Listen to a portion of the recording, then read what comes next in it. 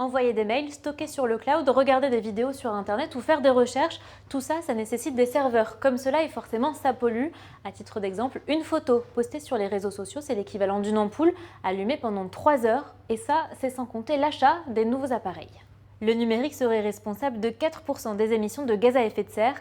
Ça paraît peu, mais ça représente 1,5 fois de plus que l'aviation civile. Alors, qu'est-ce qu'on fait pour changer ça? On a rendez-vous chez Clis21, développeur de logiciels libres, qui propose aussi des ateliers pour réduire la pollution numérique. Agir contre la pollution numérique, ça commence par prendre conscience de son empreinte. Et pour cela, il existe des outils. C'est un outil qui permet de regarder ce qu'on consomme au moment où on le consomme pendant sa navigation, qui va nous donner le nombre de mégaoctets qu'on a fait transiter pour avoir accès aux données qu'on voulait voir, et qui va les convertir en quelque sorte en émissions de CO2 et en kilométrage pour les voitures ou en smartphone rechargé. Une journée de travail, si on passe du temps sur Internet, c'est extrêmement lourd. Ça peut représenter plusieurs dizaines de kilomètres par jour. À lui seul, le streaming vidéo représente 1% des émissions de gaz à effet de serre sur Terre, car il nécessite un espace de stockage important. Ce qui peut être mis en place, c'est désactiver le lancement automatique des vidéos. Ça permet d'accéder à la vidéo et qu'elle ne se lance pas toute seule, ce qui fait que c'est nous qui choisissons si on consomme ou pas la vidéo. Mais 80% de la pollution numérique provient de la fabrication de nouveaux appareils.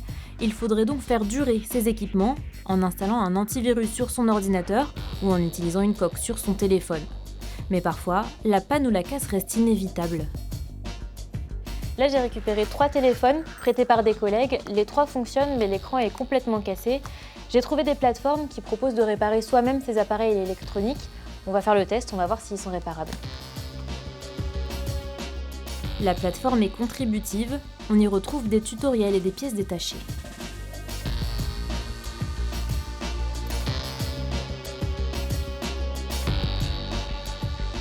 Alors, verdict sur les 3 téléphones testés, pour 2 d'entre eux, je peux trouver un nouvel écran entre 38 et 50 € et on me dit que c'est une difficulté modérée. Et pour le dernier, je peux, difficilement, mais il n'y a pas de pièces disponibles.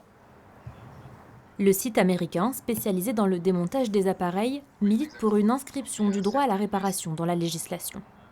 Il y a des estimations que 30% des produits électroniques qui sont jetés sont réparables.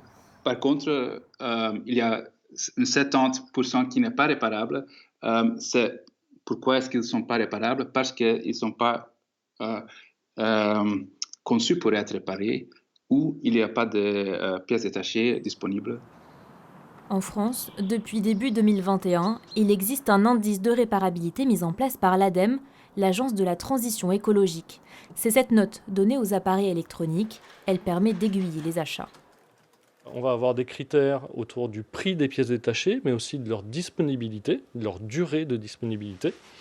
Et on va également avoir des critères spécifiques, comme par exemple, est-ce qu'il y a des mises à jour possibles pendant un temps long? Toutes les marques, Apple, Samsung et les autres, sont obligées de toute façon d'appliquer cet indice. C'est une obligation réglementaire. La question, c'est est-ce que ces marques vont changer leur mode de fabrication, leur conception des appareils, pour avoir des appareils avec un meilleur indice. Et ça, je pense qu'on le verra dans le futur. En cas d'achat d'un nouvel appareil, il est préférable de se tourner vers un reconditionné plus économique et surtout plus écologique. Cela permettrait d'économiser jusqu'à 700 000 tonnes d'équivalent CO2.